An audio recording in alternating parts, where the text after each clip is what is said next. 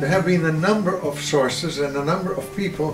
who have been enormously influenced. I had the privilege of growing up during World War II when we lived in Nazi-occupied Europe,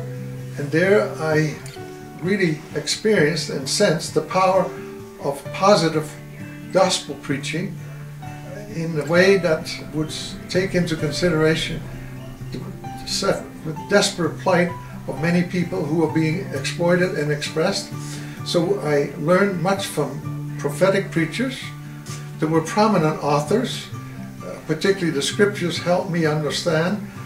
what it means to lead a meaningful life. The preaching during World War II and after World War II really helped me understand that we need to develop a very positive, visionary approach in such a way that it speaks to the imagination of our citizens, and that we, if we want to evangelize, do that in terms of people's struggles with what it means to be a citizen, what it means to be a neighbor, what it means to be a consumer, in such a way that you help build community and then learn to be a responsible steward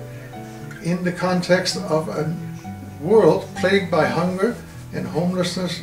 I think we need to realize that human beings are social beings. We are part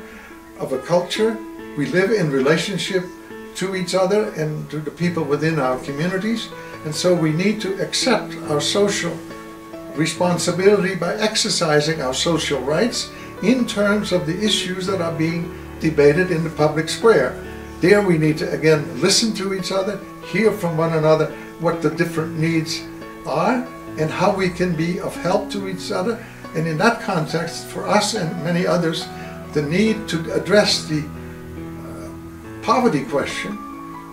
the world hunger question, the inadequate housing issue is absolutely crucial. So social justice for me means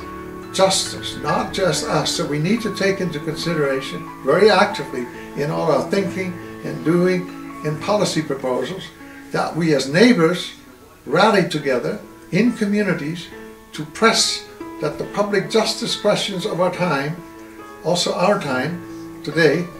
are taken into active consideration and used as the basis on which we then develop public policies that speak to the public imagination, and then we make public funds available in order to fulfill those goals and needs. You present a vision to people across the spectrum that doesn't speak so much in case what we are against, but that we speak always for what we are for, and that we stress the absolute need for alternative policies and programs that speak to the imagination of people who want to translate their faith into political action that thinks in terms of the public good and the common well-being. That means being authentically controversial.